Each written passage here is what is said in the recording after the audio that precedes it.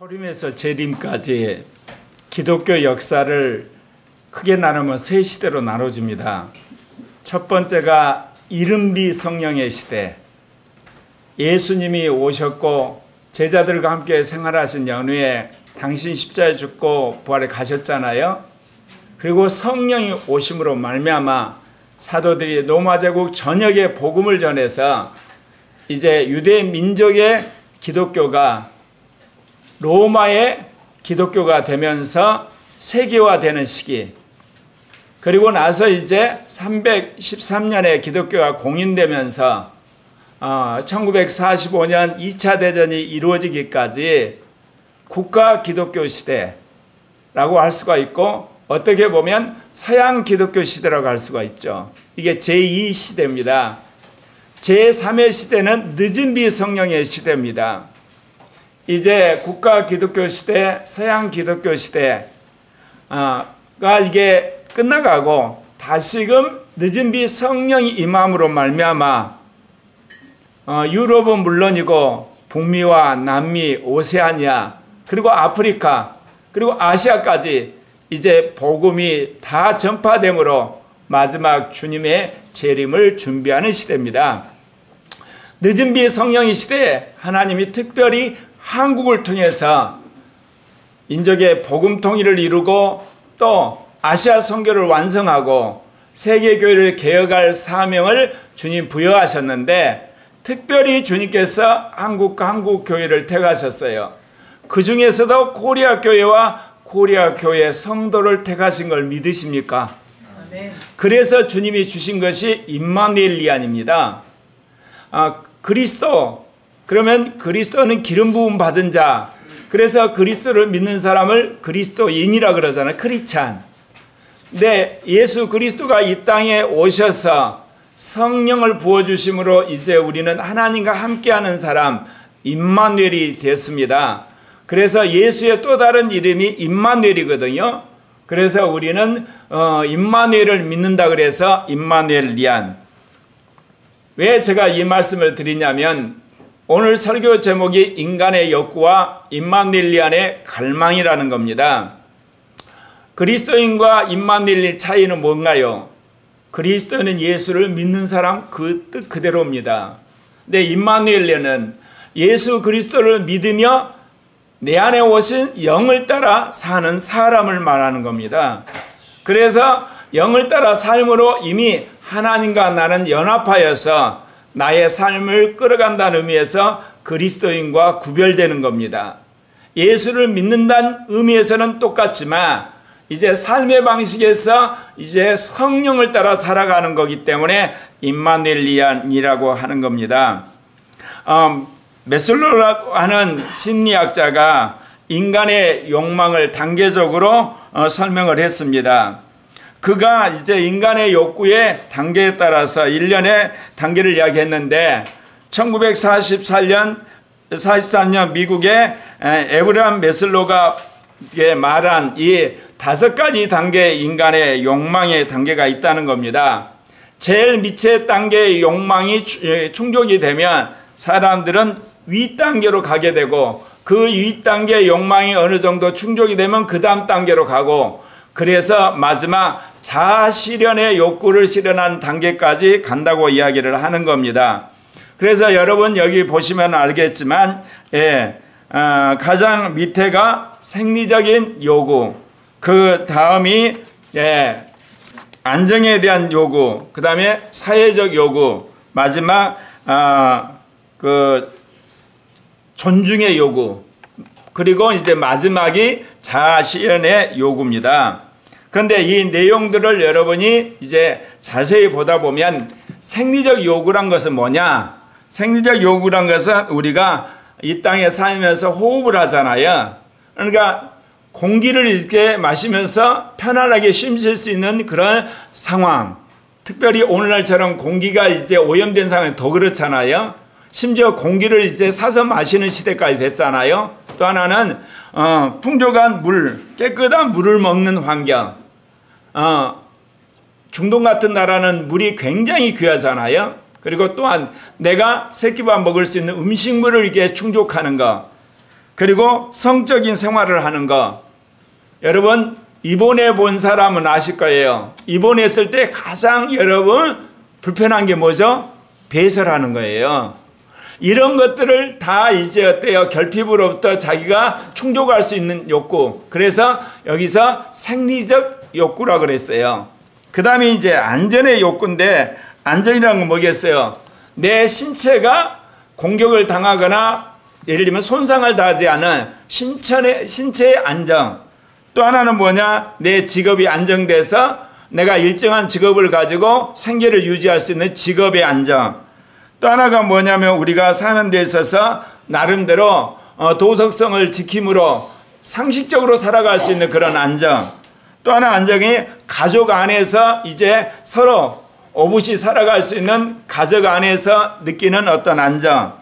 그 다음에 또한 어느 정도 재정이 이제 마련됨으로 살아가는 데 있어서 자기가 생계에 위협을 받지 않는 재정의 예를 들면 안정. 이게 이제 우리가 막 안정의 욕구라는 거죠. 이게 이루어지기를 사람들이 추구를 한다는 겁니다. 근데 이 단계를 넘어서서 이제 애정과 소속의 욕구라는 단계로 가게 되면 그 단계에서 이제 주로 요구되는 게 뭐냐? 가족이라든지 친구라든지 친척이라든지 그리고 어떤 부부간의 성적인 친밀감 이런 것들을 요구하는 욕구로 간다는 겁니다. 그래서 이 단계를 이제 넘어서 가게 되면 이제는 존중받고 싶은 것. 그거는 뭐냐면 그 사회 속에서 어떤 일을 성취를 하고 자신감이라든지 자기가 정당하게 이게 평가를 받고 또는 존경을 받고 이런 어떤 그 존중의 욕구가 있다는 겁니다. 마지막은 자아 실현의 욕구가 있는데 자아 실현의 욕구라는 것은 뭐냐면 이제 도덕성이라든지 창의성이라든지 그리고 자기 어떤 능력을 발휘함으로 자기의 자아를 실현하는 것이라고 할 수가 있습니다. 그래서 오늘 여기 말씀을 보게 되면 메슬로라는 사람이 이런 인간의 욕구 5단계를 이야기했는데 생리적 욕구부터 이야기하자면 우리가 새끼밥을 먹어서 우리의 허기를 면하고 또 목숨을 유지하려는 욕구입니다. 가장 기본적인 욕구죠. 여러분 사람이 생존하려면 어떻습니까? 숨 쉬어야 되죠. 물 마셔야 되죠. 그리고 음식을 먹어야 돼요. 그리고 또 때가 되면 종족을 번식해서 성생활을 해야 됩니다. 그리고 또한 우리가 자기의 어떤 삶에 있어서 항상성 어떤 전체적으로 모든 것들을 균형 있게 모든 걸 유지를 해야만 우리가 생명을 유지할 수 있거든요. 그리고 중요한 것이 어때요? 땀으로 배설하고 코로 배설하고 여러분 항문으로 배설해야 되는 거 아시죠? 배설하는 이 모든 것이 이제 이루어지는 생리적인 욕구가 가장 기본적이라는 겁니다. 그래서 인류 역사는 이것을 극복하기 위한 역사였다는 거죠. 여러분이 고대사를 보게 되면 인간이 이거를 극복하기 위해서 얼마나 노력을 하고 투쟁을 하고 그랬다는 걸 우리가 알 수가 있잖아요. 이제 이런 생리적 욕구가 이제 충족이 되면 그 다음 단계 안전의 욕구로 간다는 겁니다. 생리적 욕구가 이제 다 충족이 됐으니까 이제는 주위로부터 오는 위협이라든지 박탈이라든지 또는 어떤 위험으로부터 내가 안전하게 보존되고 살아야 되겠다는 욕구가 발휘되게 되는 거죠. 그래서 자신이 어떤 위험이라든지 그리고 삶에 있어서 불안감을 제거하려고 사람들이 노력하게 되죠. 그래서 말씀드렸던 것처럼 신체적 위험으로부터 보호받는 것, 그리고 안정된 직장을 가지려고 하는 것, 그리고 삶에 있어서 쾌적한 환경을 한마디로 조성하려고 하는 것, 그리고 안락한 집을 어떻게든지 소유하려는 욕망, 그리고 몸이 건강하기를 원하는 이런 개인의 위협과 환경에 있어서 어떤 불안 요소를 제거함으로 사람들이 안전하게 살려고 하는 욕구를 가지게 된다는 거죠. 이제 이것이 다 충족이 되면 이제 어떻습니까? 세 번째가 애정과 자기가 소속감을 갖는 그런 욕구가 있다는 겁니다. 그러니까 무엇보다도 네가 성인이 되면 결혼하잖아요. 그게 뭐냐면 가족이라고 하는 소속감, 그리고 또 친구들 또는 부부간의 성적인 관계를 맺고 또 부모와 자녀 간의 관계를 통해서 우리가 어떤 소속감을 갖기를 원한다는 거죠. 그래서 이제 사회적으로 이것이 발전하게 되면 이게 마을이 되고 이제 나름대로 이런 그 종교적인 공동체를 갖게 되는데, 여기서는 사회적인 상호작용을 통해서 사람이 기쁨과 삶의 의미를 갖게 되고, 내가 이제 어떤 공동체에 속한다, 특별히 가정, 어떤 가문, 어떤 그 마을에 속한다고 하는 그런 게 소속감이 생기게 되고, 친밀한 인간관계를 통해서 집단의 귀속감을 자기가 느끼게 되는 걸 말하는 거죠. 그렇기 때문에 여기서 중요한 것은 인간관계, 사회적인 네트워크가 굉장히 중요시 된다는 거죠. 그래서 사람들이 이것을 굉장히 중요시하고, 이것을 이제 이루기 위해서 굉장히 대가를 지불하고 희생을 하죠. 왜? 거기서 얻는 친밀감, 안정감, 편안함, 그리고 소속감, 어떤 사랑의 애정의 어떤 그 서로의 느끼는 것 때문에 이제 이 애정과 소속의 욕구를 충족하려고 한다는 겁니다. 자, 이것이 이루어질 때 이제 다음 네 번째 단계, 존중의 욕구가 이제 발휘되는데, 그것은 자아가 존중받는 것, 그리고 자신감이 이제 충족되는 것, 자신이 나름대로 일한 것에 대한 성취감, 또는 뭐냐, 다른 사람부터 자기가 존경받고 싶은 것, 그리고 다른 사람을 이제 존중해주는 이런 속에서 이런 욕구들이 발휘된다는 거죠. 뭔가 내가 인정받고 싶다는 거죠. 내가 존중받고 싶고, 그리고 내가 다른 사람으로부터 뭔가 인기를 끌고 싶은 그런 것들이 있죠. 그렇기 때문에 이런 성취와 인정, 자부심, 권력을 통해 다른 사람부터 존경을 받고자 하는 것들은 사실은 우리가 모든 일에서 성장을 하고 더욱더 사람들로부터 인정을 받아서 자기가 자기의 위치를 향상시키려는 욕구가 있다는 겁니다. 이게 이제 우리가 말하는 사회적으로 성공하고 성취하고, 그리고 흔히들 말 인정받는 그런 욕구로 갈 수 있는데, 마지막 단계가 자아 실현의 욕구라는 겁니다. 자기를 계속 발전시키고자 하는, 그래서 자신의 잠재력을 최대한 끌어올리는데, 대부분 이거는 어디서 나타나냐면 이러한 것들은 그 자기의 어떤 재능을 최대로 발휘하는 예술성, 또는 창의적인 그런 것을 통해 자기의 높은 수준을 드러내는 것, 그리고 또한 종교성, 이제 이런 것을 통해서 최고의 자기의 자아를 드러낸다는 거죠. 그래서 이러한 그 마지막 자기 실현의 단계가 있다고 이 메슬로가 이야기를 했습니다. 그래서 메슬로가 5단계를 이야기했는데, 나중에 여기에 그가 하나의 단계를 더 추가를 했어요. 그래서 6단계를 이야기를 했는데, 그가 이제 이 6단계를 이야기할 때 뭐냐, 자아 초월의 단계가 있더라는 거죠.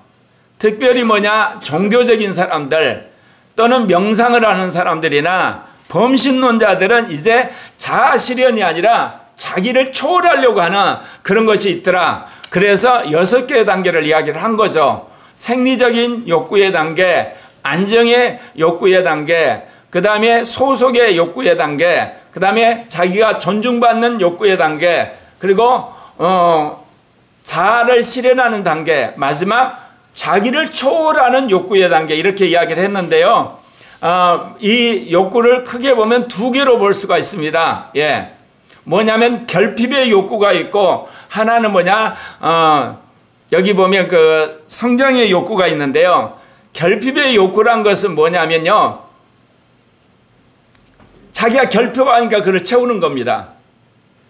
그런데 성장의 욕구는 지속적으로 계속 그거를 해도 흔히들 말하면 자기 안에서 성장해 가는 거예요. 도덕성. 도덕적이면 더욱더 도덕적이 되려고 그런다는 거예요. 창의적이다. 더욱더 예를 들면 창의적이 된다는 거죠. 자기가 예술성이 있다. 계속해서 예술성을 추구하는 거죠. 자기가 영적이다. 계속 영적인을 추구하는 거예요. 그러나 여러분 보신 것처럼 결핍의 욕구는 어때요? 그게 이제 어느 정도 충족이 되면 더 이상 거기에 대해서 이제 미련을 갖지 않고 그 다음 단계로 간다는 거죠. 거기서도 이제 충족이 되면 이제 그걸 그만두고 그 다음 단계로 가고 그 다음 단계로 간다고 이야기를 했는데, 이거 심리학에서 아주 중요한 메슬로의 5단계 이야기입니다. 여러분 인간의 심리를 이렇게 5가지로 나눈 것에 대해서 어느 정도 여러분 동의하시죠? 예. 제가 이걸 딱 보는 순간 주님이 음성을 들려주세요. 메슬로의 5단계 욕구 이론은 부분적으로 틀렸다.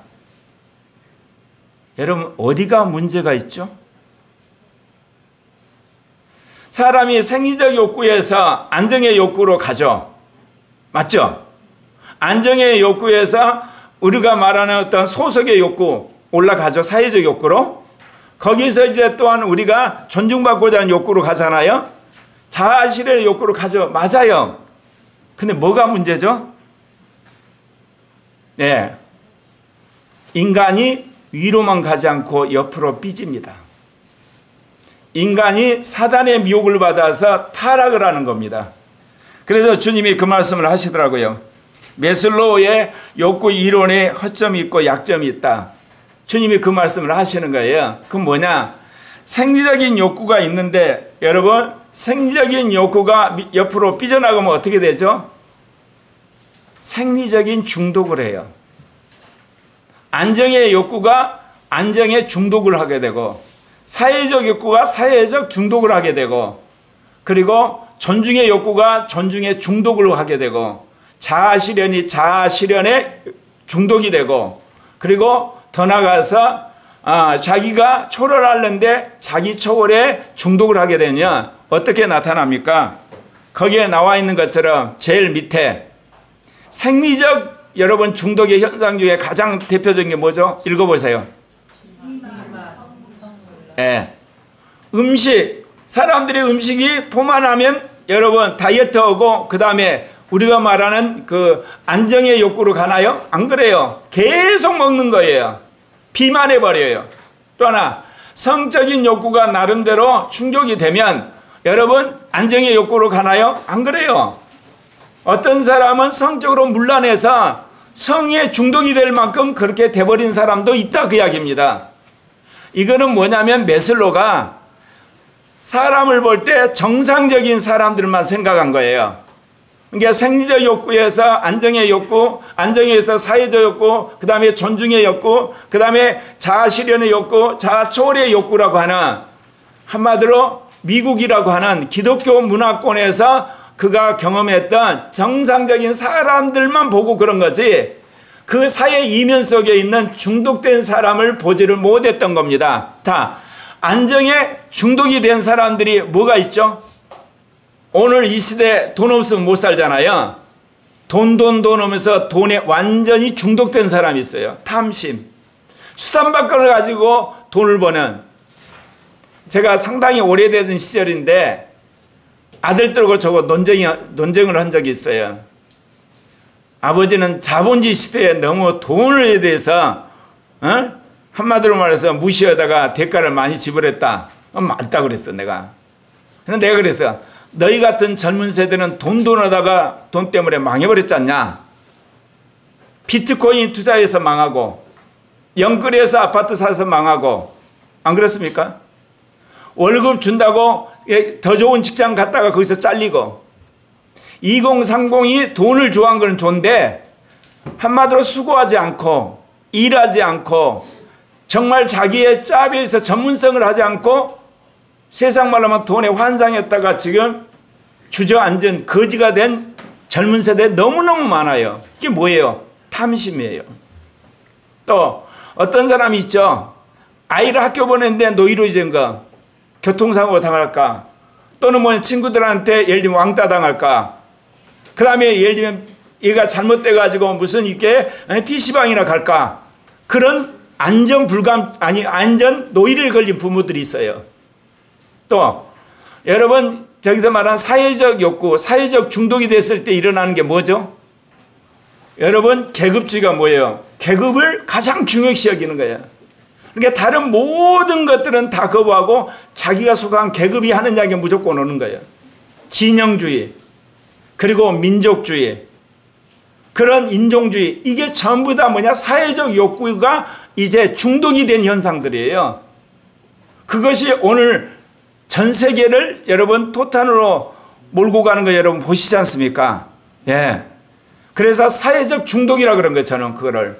또 그 단계 넘어서서 이제 자아를 여러분 존중받는, 자기가 존중받는 것 중에 대표적인 게 뭡니까? 나만 예를 들면 숭상해. 그게 독재 아니에요. 내가 다 걸머질 거야. 독점이야. 내 말이 옳라. 독선이에요. 독식이에요. 존중받는 것까지는 좋은데 이제 존중을 무력을 통해서, 돈을 통해서, 어떤 언론을 통해서 조작하기 시작한 거예요. 이게 이런 부분에 대해서 메슬로가 보지를 못한 거예요. 왜냐? 메슬로는 인간을 선하다고 본 거예요. 인간이 나름대로 괜찮은 존재라고 본 거죠. 근데 성경은 인간은 뭐라고 그래요? 악하다고 그래요. 죄인이라고 그래요.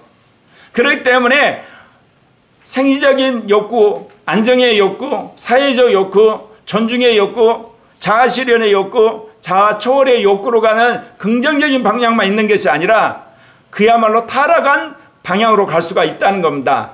마지막 그 자아 실현의 이제 욕구도 어때요? 자아에 도취되면 무슨 일이 벌어지죠? 자기의. 특별히 뭐냐? 선한 일을 하는 사람, 종교적인 사람, 자기가 얼마나 강해요. 그것도 뭐가 일어납니까? 독선, 자기만 선하다고 하는 거. 그 다음에 이제 자기를 초월하는, 그것도 중독이 되면, 언어를 중독이라고 했지만 사실 어때요? 다른 신을 섬겨요. 우상을 섬기게 되고, 그리고 범신론적인 그런 것들이 있는 거예요. 그래서 주님이 그 말씀 하신 거예요. 저거는 인간을 선하게 보고, 인간을 상식적으로 보고, 인간이 나름대로 양심 있다고 보는 거지만 인간은 악하다. 그랬을 때 중독 현상이 일어난다고 주님이 말씀을 하신 것입니다. 여러분, 이제 여러분은 어떻게 사셔야 되겠습니까? 우리는 예수를 믿어서, 예수를 믿는 사람으로서 성령을 받아서 임마누엘리안으로 살으라고 말씀하셨다잖아요. 자, 성령을 따라 살아가는 임마누엘의 갈망에 대해서 다윗은 이렇게 말했습니다. 하나님이여, 주는 나의 하나님이시라. 내가 간절히 주를 찾되 물이 없어 마르고 황폐한 땅에서 내 영혼이 주를 갈망하며 내 육체가 주를 앙모하나이다. 내가 주의 권능과 영광을 보기 위하여 이같이 성소에서 주를 바라보았나이다. 주의 인자심이 생명보다 나음으로 내 입술이 주를 찬양할 것이라. 이러므로 나의 평생에 주를 송축하며 주의 이름으로 말미암아 나의 손을 드리다. 여러분, 성령을 따라 살아가는 사람의 특징이 있어요. 이 땅에 하나님 나라가 오기를 기다리는 거예요. 정말 이 땅에 복음이 다 전파돼 주님 다시 재림하기를 원하는 거예요. 또 하나, 내가 영 안에서 날마다 생명으로 이기기를 원하는 겁니다. 그래서 오늘 임마누엘 내 안에 5가지 단계에 대해서 말씀드리려고 합니다. 자, 보십시오. 사실은요, 메슬로가 5가지 단계라고 이야기했잖아요. 생리적인 욕구, 그 다음에 이제 안정의 욕구, 사회적 욕구, 그 다음에 존중의 욕구, 자아 실현의 욕구라고 이야기했는데, 크리스찬은 뭐예요? 영원한 영생에 대한 갈망이 있는 거예요. 그래서 예수 믿은 거예요. 여러분 가운데 오래오래 살라고 예수 믿으셨으면 여러분 회개하고 다시 예수 믿으셔야 돼요. 이 땅에서 내가 편안하게 살기 위해서 예수 믿으셨다면 회개하고 다시 믿으셔야 된다니까요. 내가 이 사회적으로 성공하기 위해서 예수 믿었다면 여러분 회개하셔야 돼요. 다시 믿으셔야 돼요. 내가 이 땅에 살면서 사람들로부터 인정받고 싶어서 예수 믿으셨다면 회개하고 다시 믿으셔야 돼요. 심지어 내가 가진 모든 잠재력과 나의 탁월함을 실현하기, 자아 실현하기 위해서 믿었다. 그분 진짜 회개하셔야 돼요. 우리는 죄인이에요. 인간은 죄인이기 때문에 한 번은 죽어야 돼요. 죽은 다음에 하나님 앞에 심판을 받아요. 그래서 죄된 우리는 영원한 지옥불로 들어가요. 바로 이 죄인된 인간을 구원하기 위해서 예수님이 오셨어요. 그래서 그 예수를 믿고 우리가 구원을 받게 되면 모든 죄가 사해져요. 우리의 모든 더러움이 있어져요. 그리고 이제 우리 안에 거듭나서 예수의 생명이 들어오는 거예요. 그래서 여러분 역상각구를 여러분 보시면서 제일 위의 단계가 뭡니까? 영생의 믿음. 예수를 믿음으로 내 영이 거듭났고 내 안에 영원한 생명이 들음으로 나는 영생한다는 거. 그래서 마지막 때 부활해서 영원히 산다고 하는 영생의 믿음. 그 다음 단계는요, 성령이 들어오셔서 나를 인친 거예요. 그러므로 내가 어떤 상황에 있든지 누구를 만나든 뭐를 만나든지 나는 두려워하지 않고 걱정하지 않고 염려하지 않은 그런 사람이 된다 그 이야기입니다. 세 번째 단계는요, 교회를 사랑하는 거예요. 팬데믹을 거치고 그리고 디지털 시대를 살면서 수많은 사람들이 교회에 나오는 것을 여러분 이제 선택 과목으로 생각을 해요. 그냥 유튜브로 들으면 돼, 인터넷으로 들으면 돼, 나중에 녹음해서 들은데 그런 사람이 천국 갈 수가 있겠어요? 천국 가기 굉장히 힘듭니다. 왜? 육신적이기 때문에, 세상을 사랑하기 때문에, 옛사람에 사로잡히기 때문에. 주님이 그런 사람을 마지막 천국에 들여볼 것 같습니까? 개신교의 잘못된 교리 중에 하나가 구원의 확신이란 잘못된 거예요. 정확히 말하면 죄사함의 확신이라 그래야 돼요. 의롭다함의 확신, 거룩하게 됨에 대한 확신이라 그래요. 성경 어디도 나는 구원받았다고 하는 과거 시제가 없습니다. 기껏 있는 것이 나는 구원받으니라고 하는 현재 시제 내지는 구원받은 완료 시제로 나와 있어요. 모든 성경의 대부분은 뭐냐? 구원받을 것이니 구원의 소망 가운데 구원을 이루라 그렇게 나와 있어요. 왜냐하면 우리가 죽어서 그리스도 심판대에 가서 재판을 받고 나서야 주님이 너의 모든 죄는 이제 다 씻어졌고 내가 너를 구원한다는 그 도장을 받아야만 구원이 완성되거든요. 근데 예수를 믿는 크리스찬들이 어떻게 했냐? 나 예수 믿어서 난 구원 받아버렸어. 나는 구원이 끝났어. 천만의 말씀이 성경 어디에 있어요? 여러분 가지고 와서 저한테 이야기해 주세요. 제가 몇 번을 신약 성경을 뒤졌어요. 구원받았다는 과거 시제가 없어요. 구원받으니라고 하는 현재와 구원받았으니라고 하는 현재 완료만 있어요. 그리고 대부분은 미래 시제예요. 구원을 이루라. 구원의 소망 가운데 그리고 구원하시리라. 그렇게 나와 있어요. 여러분 그러면 예수를 믿고 그래서 영생의 소망을 가지고 성령을 받은 우리가 어떻게 살겠어요? 나의 정체성, 나의 삶의 의미, 이거는 교회예요. 정상적인 구원받은 사람들은 교회에 오게 돼 있어요. 믿는 사람이 그리워져요. 그리고 믿는 영적인 교제 가운데 삶의 기쁨을 누리는 거예요. 네 번째 단계가 뭡니까? 이기는 자입니다. 이기는 자만 천국 갑니다. 실패한 자는 다 지옥 갑니다. 도중에 탈락한 사람 다 멸망합니다. 자기 멋대로 믿은 사람도 다 심판받고 영원한 지옥불로 떨어집니다. 이기는 자만이 천국에 들어가는 거예요.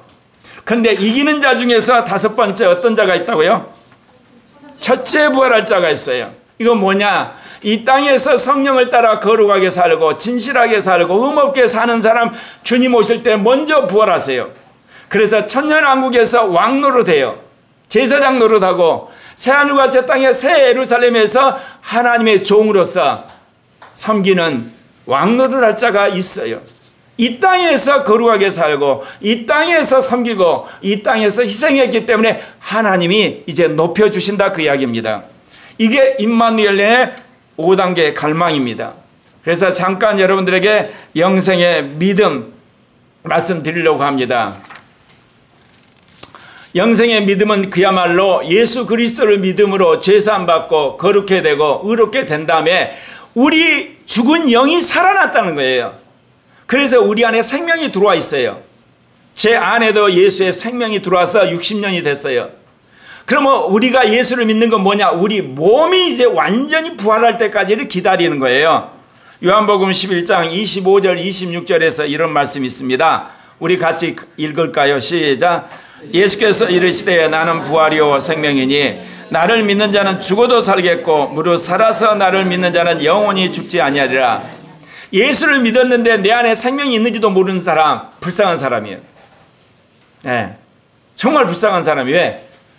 세상 속에 살지도 못하면서 교회 왔는데도 생명도 모르고 사느니 얼마나 가운데 샌드위치에 살면서 고생해요. 주일날만 되면 뭐냐? 머리가 지끈지끈 아프고 항상 갈등해. 꼭 교회에 가야 되나? 예배 드려야 되나? 기도해야 되나? 불쌍한 사람이에요, 여러분. 여러분 안에 영원히 죽지 않은 영생이 들어와 있다니까요. 그러니까 여러분이 믿음을 끝까지 지키게 되면 그 생명 때문에 마지막 부활하는 거예요. 근데 도중에 여러분이 믿음을 상실하게 되면 이 생명이 떠나버리는 겁니다. 그래서 디도서 3장 6절 7절에 나온 말씀 같이 읽겠습니다. 우리 구주 예수 그리스도로 말미암아 우리에게 그 성령을 풍성히 부어주사 우리로 그의 은혜를 힘입어 의롭다 하심을 얻어 영생의 소망을 따라 상속자가 되게 하려 하심이라. 영생의 소망. 여기서 영생은 뭐예요? 부활하는 영생을 말하고, 예수 믿을 때 우리 안에 들어온 것은 우리 영 안에 들어와 있는 영생을 말해요. 내 안에 영생이 들어와 있어요. 근데 몸은 아직도 영생하지 못했어요. 병 걸려요. 약해요. 연약해요. 나중에 무덤으로 가야 돼요. 그러나 우리의 영혼이 영생에 사로잡혀 하나님 나라 갔다가 마지막 때 몸까지 영생하게 되는 걸 말합니다. 두 번째는 성령의 인침이에요. 여러분 천국 갔다 와봤나요? 여러분 가운데 예수님 본 사람이 있나요? 그리고 여러분 하나님 나라가 이루어진 걸 본 적이 있나요? 없잖아요. 저는 과학적인 사람이고 논리적인 사람이에요. 실증적인 사람이기 때문에 뭔가 봐야 돼요. 뭔가 내가 이제 들어야 되고 만져야 되거든요. 근데 내가 만질 수 있는 하나님이 오셨어요. 그게 성령 하나님이세요. 내가 5살인 게 못 모르고 선교사한테 끌려가고 예수를 믿었는데 거듭났어요. 거듭난지도 모르고 제가 20년을 살았어요. 딱 한 3년 교회 다니고 초등학교 들어가자마자 교회 그만뒀어요. 방학했죠. 초등학교 6년, 중고등학교 6년 재수하고, 그리고 나중에 학생운동하고 기독교 학생운동하고 군종할 때까지도, 심지어 군종할 때도 나는 구원의 확신이 없었어요. 군종이 그냥 재밌어서 한 거예요. 내무반에 있으면 밤날 고참들이 나와가지고 꼬라박어 청소해 집합, 그러니까 지옥 같으니까 교회로 도망갔거든요. 26살에 성령을 받고 나서 내가 헷가닥 해버린 거예요. 아, 하나님이 내 안에 들어오시는구나. 그래서 이날까지 저는 천국 봤어? 못 봤어. 예수님 봤어? 못 봤어. 하나님 나라 갔다 왔어? 못 봤어.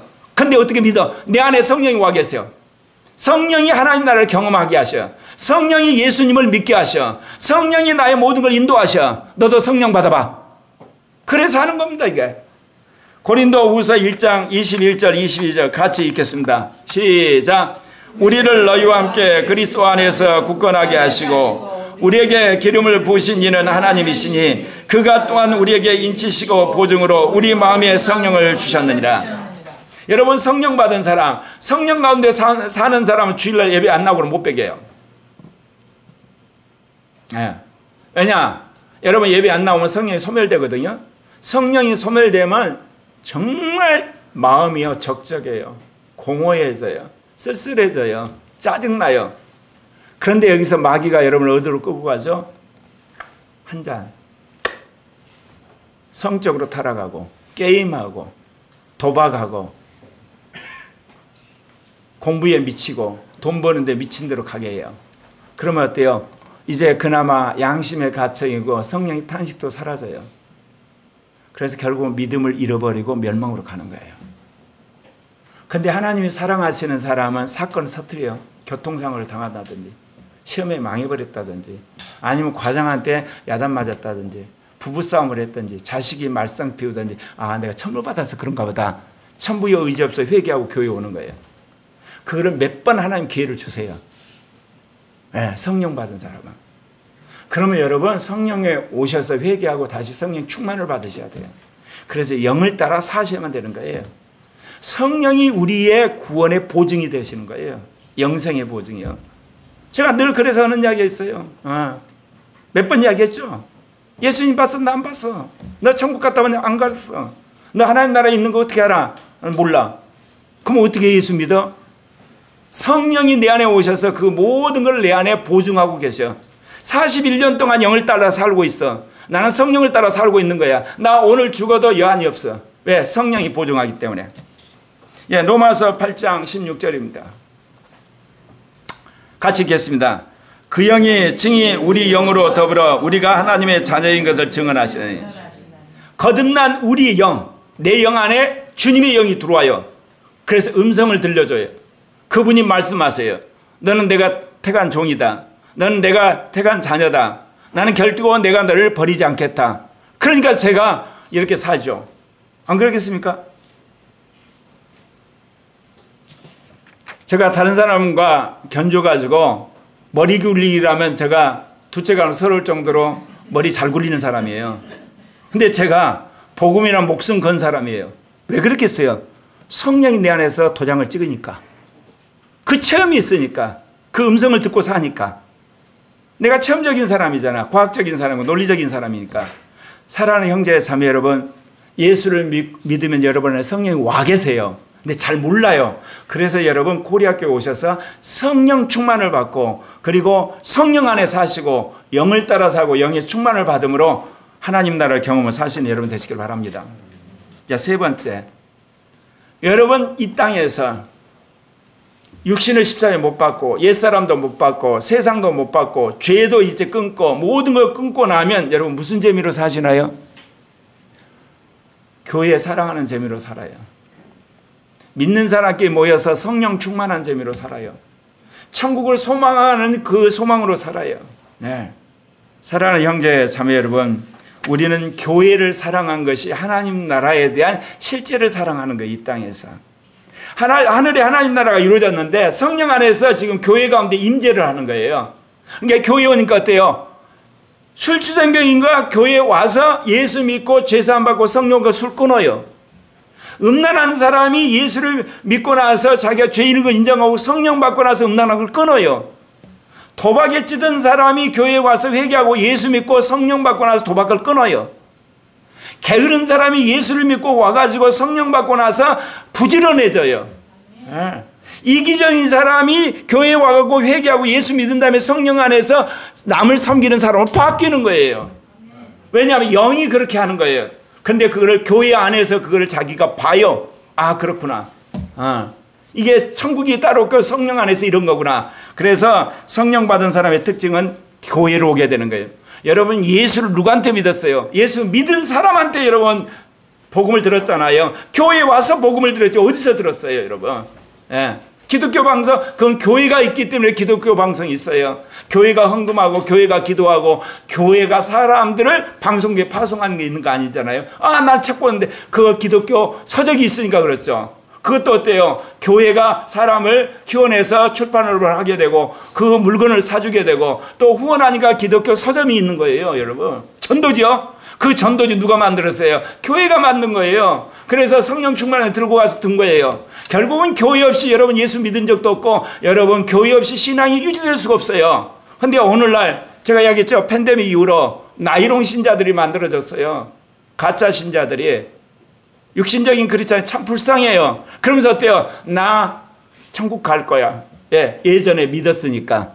미안하지만 성경은 지금 믿으셔야 돼, 항상. 과거는 아무 소용없어요. 지금 믿으셔야 돼, 지금. 항상.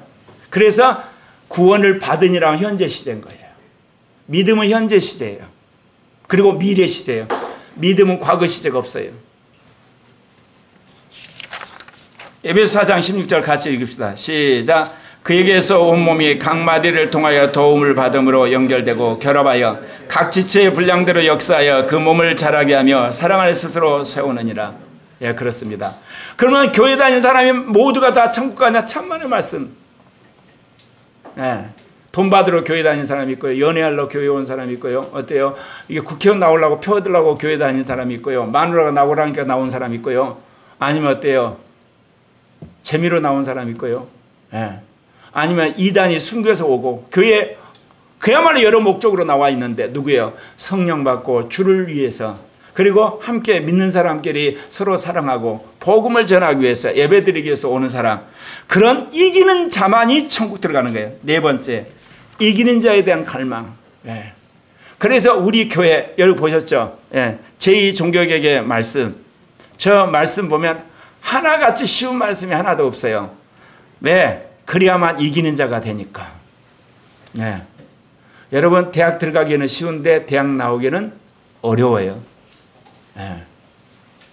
한국은 들어가는 것이 어렵고 나온 게 쉽잖아요. 외국은 안 그래요. 들어간 건 쉽고 나온 건 어려워요. 네. 여러분 예수 믿은 것은 이제 여러분 천국 티켓 받은 거예요. 그런데 믿음이 사라지면 티켓이 여러분 정지가 돼버려요. 그렇기 때문에 내가 구원의 확신이란 건 뭐예요? 지금 성령 안에서 믿음으로 교회와 더불어서 여러분이 살면서 죄를 이기고 육신을 이기고 세상을 이기고 마귀를 이기고 모든 미혹을 이겨가는 거예요. 그래서 주님이 볼 때 너는 이기는 자다. 그 사람이 천국 간다. 그 이야기입니다. 예. 누가 우리를 그리스도 사랑해서 끊으려 환난이나 공고나 박해나 기근이나 적신이나 위험이나 칼이라 기록된 바 우리가 종일 주를 위하여 죽임을 당하게 되며 도살할 양같이 여김을 받았나라 함과 같으니라. 그러나 이 모든 일에 우리를 사랑하시는 이 예수 그리스도로 말미암아 우리가 넉넉히 이기느니라. 그래서 예수를 붙들고 있으면 그 힘으로 이겨요. 성령을 부어주시기 때문에. 계시록 21장 6절 7절에는 또 내게 말씀하시되 이루었도다. 나는 알파 오메가요 처음과 나중이라. 내가 생명수 샘물을 목마른 자에게 값없이 주리니 이기는 자는 이것들을 상속으로 받으리라. 나는 그의 하나님이 되고 그는 내 아들이라. 이기는 자만 천국 들어가요. 패배한 자는 지옥불에 들어가요. 한국교회가 이거 가르치지 않은 거예요. 그러니까 목사하고 장로고 예배당 찾으러 서로 싸우죠. 권사하고 장로고 불륜 저지르고 그 장로가 사기쳐가지고 예를 들면 매덕이 이렇게 뜯어오고 전부 지옥 가요. 그렇게 하면. 회개 안 하면. 이기는 자만이 천국 가요. 패배한 자는 지옥 갑니다. 마지막 6번째. 그럼 모두가 이게 천국 가고 끝나냐? 그러지 않아요. 천국에서 하나님의 종이 되는 사람들이 있어요. 그래서 모든 만물을 다스리는 자가 있어요. 그를 첫째 부활한 자라고 그래요. 예수님 오실 때 부활해요. 그러지 않은 사람은 천년왕국 끝나고 나서야 생명의 부활을 해요. 계시록 14장 4절 5절에 보면 이 사람들은 여자와 더불어 더럽히지 아니하고 순결한 자라 어린 양이 어디로 인도하든지 따라가는 자며 사람 가운데 속량함을 받아 처음 익은 열매로 하나님과 어린 양에 속한 자들이니 그 입에 거짓말이고 흠이 없는 자라. 예수를 믿는데 죽도록 충성하고 온전히 헌금하고 열심히 복음 전하고 그리고 사람들에게 모욕을 하고 핍박을 당하고 그리고 사람들로부터 손해를 당하도 불평하지 않고 미워하지 않고 증오하지 않고 주님의 이름으로 섬기는 사람이 여러분 똑같이 천국에 가면 공평하나요? 불공평하죠. 자기 멋대로 살다가 마지막에 회개하고 예수 믿어서 천국 들어가는 이기는 자하고 평생을 이렇게 산 사람하고 똑같이 대우할 것 같아요? 거룩하게 살고 신실하게 살고 충성된 사람을 주님은 첫째 부활한 사람이다. 거룩한 종이다. 하나님의 종이다 해서 하나님이 먼저 하늘나라에서 부활시키고 먼저 대우를 하시는 거예요. 계시록 20장 6절에 나온 말씀 같이 읽겠습니다. 시작.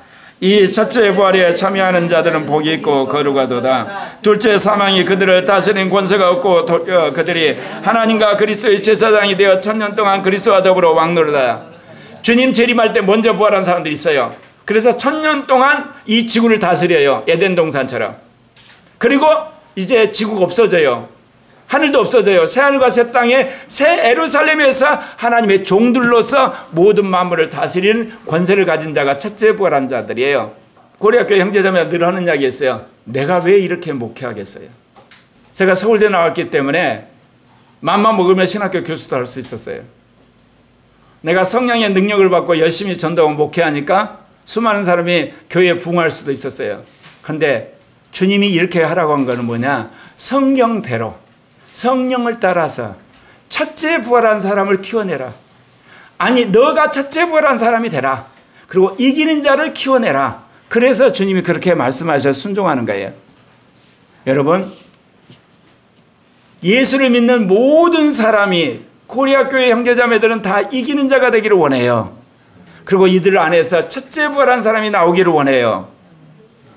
아무쪼록 이기는 자 아니면 첫째 부활한 여러분 되시길 바랍니다. 기도하겠습니다.